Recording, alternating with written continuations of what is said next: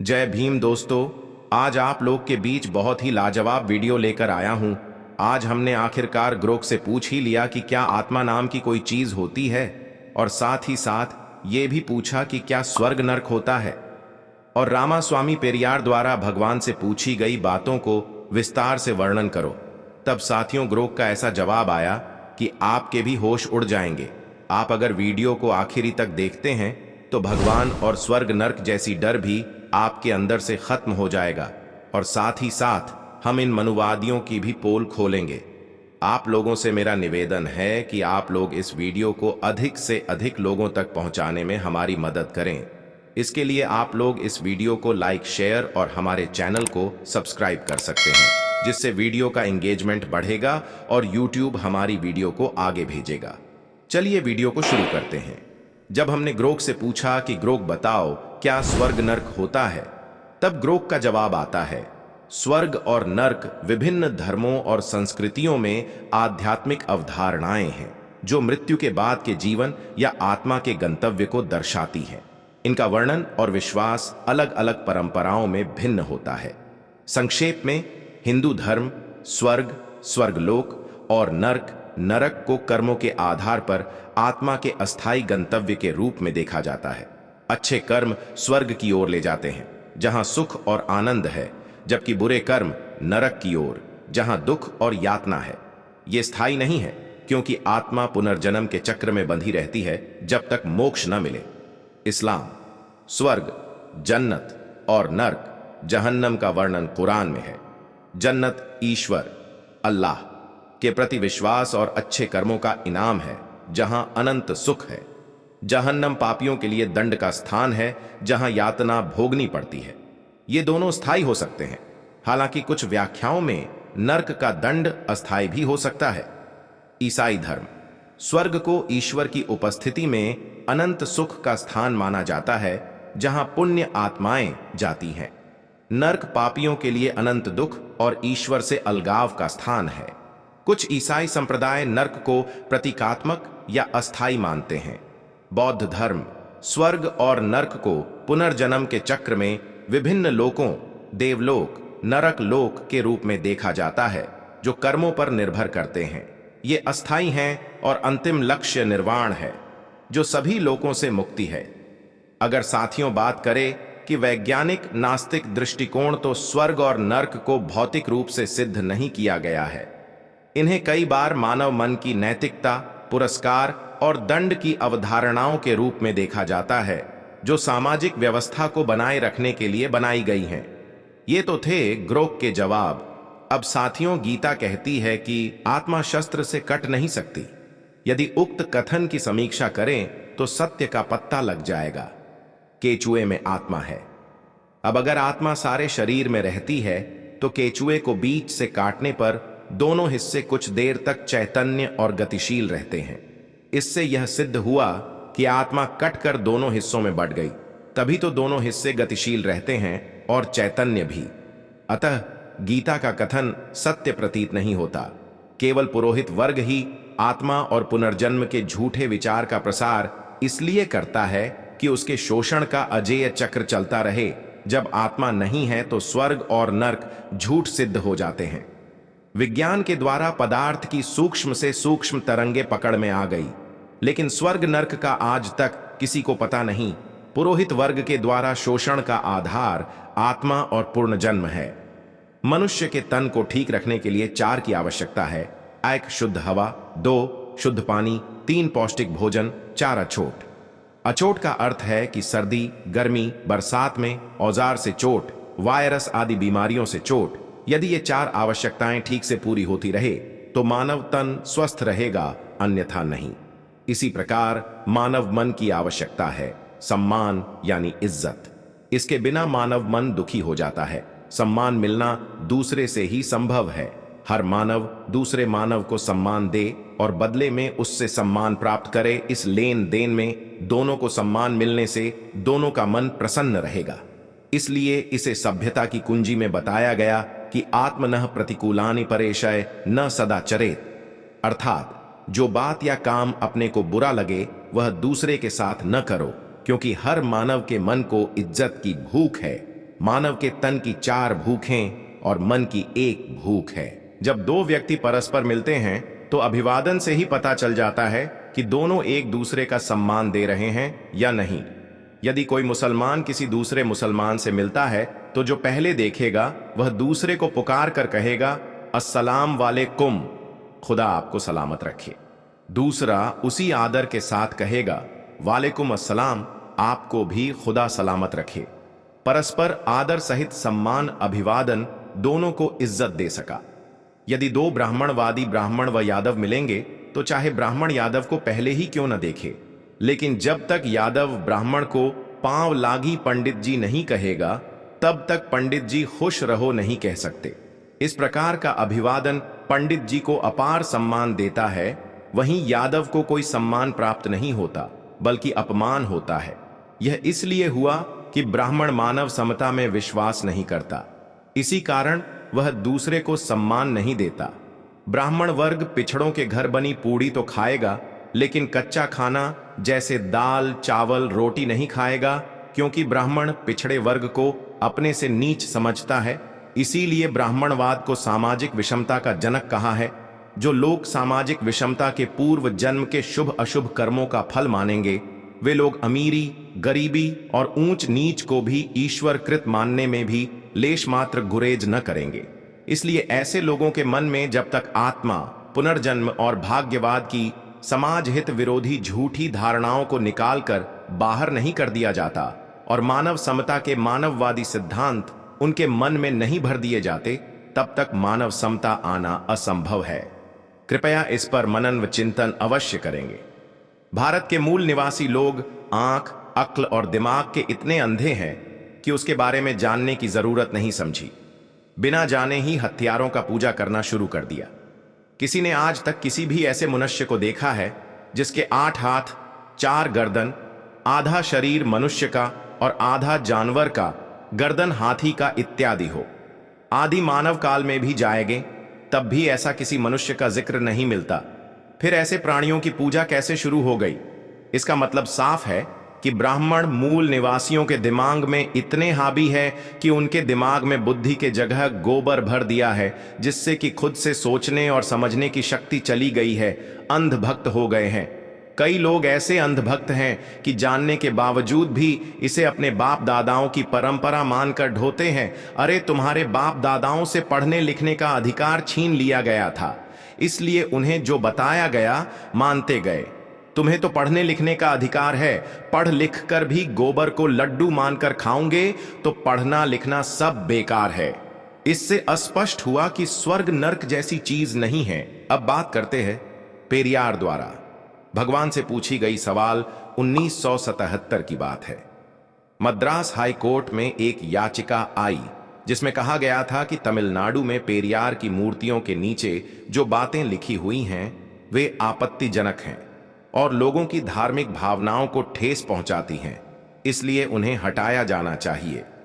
याचिका को खारिज करते हुए हाई कोर्ट ने कहा कि रामास्वामी पेरियार जो कहते थे उस पर विश्वास रखते थे, इसलिए उनके शब्दों को उनकी मूर्तियों के पेडेस्टल पर लिखवाना गलत नहीं है। पेरियार की मूर्तियों के नीचे लिखा था, ईश्वर नहीं है और ईश्वर बिल्कुल नहीं है। जिसने ईश्वर को रचा वह बेवकूफ है, जो ईश्वर का प्रचार करता है वह दुष्ट है और जो ईश्वर की पूजा करता है वह बर्बर है। ग्रेट पेरियार नायकर के ईश्वर से सवाल आइए, देखते हैं महान तर्कशील नास्तिक और समाज सुधारक पेरियार के द्वारा ईश्वर से क्या क्या सवाल किए गए। सवाल नंबर 1, क्या तुम कायर हो जो हमेशा छिपे रहते हो, कभी किसी के सामने नहीं आते? सवाल नंबर 2, क्या तुम खुशामद परस्त हो जो लोगों से दिन रात पूजा अर्चना करवाते हो? सवाल नंबर 3, क्या तुम हमेशा भूखे रहते हो जो लोगों से मिठाई दूध घी आदि लेते रहते हो? सवाल नंबर 4, क्या तुम मांसाहारी हो जो लोगों से निर्बल पशुओं की बलि मांगते हो? सवाल नंबर 5, क्या तुम सोने के व्यापारी हो जो मंदिरों में लाखों टन सोना दबाए बैठे हो? सवाल नंबर 6, क्या तुम व्यभिचारी हो जो मंदिरों में देवदासियां रखते हो? सवाल नंबर 7, क्या तुम कमजोर हो जो हर रोज होने वाले बलात्कारों को नहीं रोक पाते? सवाल नंबर 8, क्या तुम मूर्ख हो जो विश्व के देशों में गरीबी भुखमरी होते हुए भी अरबों रुपयों का अन्न दूध घी तेल बिना खाए की नदी नालों में बहा देते हो? सवाल नंबर 9, क्या तुम बहरे हो, जो बेवजह मरते हुए आदमी बलात्कार होती हुई मासूमों की आवाज नहीं सुन पाते? सवाल नंबर 10, क्या तुम अंधे हो, जो रोज अपराध होते हुए नहीं देख पाते? सवाल नंबर 11, क्या तुम आतंकवादियों से मिले हुए हो, जो रोज धर्म के नाम पर लाखों लोगों को मरवाते रहते हो? सवाल नंबर 12, क्या तुम आतंकवादी हो, जो यह चाहते हो कि लोग तुमसे डर कर रहे? सवाल नंबर 13, क्या तुम गूंगे हो, जो एक शब्द नहीं बोल पाते, लेकिन करोड़ों लोग तुमसे लाखों सवाल पूछते हैं? सवाल नंबर 14, क्या तुम भ्रष्टाचारी हो, जो गरीबों को कभी कुछ नहीं देते? साथियों, भगवान के कारनामे नास्तिक होना आसान नहीं। कोई भी नासमझ इंसान ईश्वर के अस्तित्व को मानकर फ्री हो जाता है। उसके लिए उसे बुद्धि की जरूरत नहीं होती है, परंतु नास्तिक होने के लिए दृढ़ विश्वास और साहस की जरूरत होती है। ऐसी योग्यता उन लोगों के पास होती है जिनके पास प्रखर तर्क बुद्धि होती है। अंधश्रद्धा ऐसा केमिकल है जो इंसान को मूर्ख बनाने में काम आता है। पेरिया रामास्वामी नायक लिखते हैं कि एक मंदोदरी मेंढकी से पैदा हुई थी, श्रृंग आश हिरणी से पैदा हुए थे, सीता मटकी से पैदा हुई थी, गणेश अपनी मां के मेल से पैदा हुए थे, हनुमान के पिता पवन कांड से पैदा हुए थे, हनुमान का पुत्र मकर ध्वज था जो मछली के मुख से पैदा हुआ था, मनु सूर्य के पुत्र थे, उनको आने पर एक लड़का नाक से पैदा हुआ था, राजा दशरथ की 3 रानियां के 4 पुत्र जो फलों की खीर खाने से पैदा हुए थे, 9 सूर्य कर्ण का पिता था। भला सूर्य संतान कैसे पैदा कर सकता है? वह तो जलता हुआ आग का गोला है। ब्रह्मा ने तो 4 वर्ग यहां वहां से निकले, हद है। ब्रह्मा ने तो हद ही कर डाली, उन्होंने तो 4 वर्ग यहां वहां से निकाल डाले। ब्राह्मण क्षत्रिय वैश्य शूद्र। ब्राह्मण ब्रह्मा के मुख से पैदा हुए, क्षत्रिय ब्रह्मा के भुजा से पैदा हुए, वैश्य ब्रह्मा के जागों से पैदा हुए, शूद्र ब्रह्मा के पैरों से पैदा हुए। यह है ब्रह्मा के 4 वर्ग जो उन्होंने यहां वहां से बनाए थे। अछूत का बनाया हुआ चमड़े का ढोल मंदिर में बजाने से मंदिर अपवित्र नहीं होता। अछूत मंदिर में चला जाए तो मंदिर अपवित्र हो जाता है। उन्हें इस बात से कोई मतलब नहीं कि ढोल किस जानवर की चमड़ी से बना है। उनके लिए मरे हुए जानवर की चमड़ी पवित्र है, पर जिंदा अछूत अपवित्र है। लालच है ऐसे धर्म पर, बुद्धिजीवी प्रकाश डाले दिमाग की बत्ती जलाओ, अंधविश्वास भगाओ। यदि पूजा पाठ करने से ही बुद्धि और शिक्षा आती तो पंडों की औलाद ही विश्व में वैज्ञानिक, डॉक्टर, इंजीनियर होते। सभी अपने बच्चों को उच्च शिक्षा दिलाओ, क्योंकि शिक्षा से ही वैज्ञानिक, डॉक्टर, इंजीनियर और शासक बनते हैं, पूजा से नहीं। अतः वहम का कोई इलाज नहीं है और शिक्षा का कोई जवाब नहीं है। शिक्षित बनो, संगठित रहो, संघर्ष करो। ब्राह्मणवाद विरोधी। पेरियार की 15 विवादित बातें। दक्षिण भारत में आज जोर शोर से रामास्वामी यानी पेरियार का जन्मदिन मनाया जाता है। पेरियार ने अपनी सारी जिंदगी में हिंदू धर्म और ब्राह्मणवाद का जमकर विरोध किया। उन्होंने तर्कवा, आत्मसम्मान और महिला अधिकार जैसे मुद्दों पर जोर दिया। जाति प्रथा का घोर विरोध किया। यूनेस्को ने अपने उद्धरण में उन्हें नए युग का पैगंबर, दक्षिण पूर्व एशिया का सुकरात, समाज सुधार आंदोलन का पिता, अज्ञानता, अंधविश्वास और बेकार के रीति रिवाज का दुश्मन कहां पढ़िए उनकी वह 15 बातें जिनसे विवाद हुआ। नंबर 1, मैंने सब कुछ किया। मैंने गणेश आदि सभी ब्राह्मण देवी देवताओं की मूर्तियां तोड़ डाली, राम आदि की तस्वीरें भी जला दी। मेरे इन कामों के बाद भी अगर मेरी सभाओं में मेरे भाषण सुनने के लिए यदि हजारों की गिनती में लोग इकट्ठा होते हैं तो यह साफ है कि स्वाभिमान तथा बुद्धि का अनुभव होना जनता में जागृति का संदेश है। नंबर 2, दुनिया के सभी संगठित धर्मों से मुझे सख्त नफरत है। नंबर 3, शास्त्र पुराण और उनमें दर्ज देवी देवताओं में मेरी कोई आस्था नहीं है, क्योंकि वह सारे के सारे दोषी हैं। मैं जनता से उन्हें जलाने तथा नष्ट करने की अपील करता हूं। नंबर 4, द्रविड़ कड़गम आंदोलन का क्या मतलब है? इसका केवल एक ही निशाना है कि इस आर्य ब्राह्मणवादी और वर्ण व्यवस्था का अंत कर देना, जिसके कारण समाज ऊंच और नीच जातियों में बांटा गया है। द्रविड़ कड़गम आंदोलन उन सभी शास्त्रों, पुराणों और देवी देवताओं में आस्था नहीं रखता जो वर्ण तथा जाति व्यवस्था को जैसे का तैसा बनाए रखे हैं। नंबर 5, ब्राह्मण हमें अंधविश्वास में निष्ठा रखने के लिए तैयार करता है। वह खुद आरामदायक जीवन जी रहा है, तुम्हें अछूत कहकर निंदा करता है। मैं आपसे साधना करता हूं कि उनका विश्वास मत करो। नंबर 6, ब्राह्मणों ने हमें शास्त्रों और पुराणों की सहायता से गुलाम बनाया है। अपनी स्थिति मजबूत करने के लिए मंदिर, ईश्वर और देवी देवताओं की रचना की। नंबर 7, सभी मनुष्य समान रूप से पैदा हुए हैं, तो फिर अकेले ब्राह्मण उच्च वन्य को नीच कैसे ठहराया जा सकता है। 8, आप अपनी मेहनत की गाढ़ी कमाई क्यों इन मंदिरों में लुटाते हो?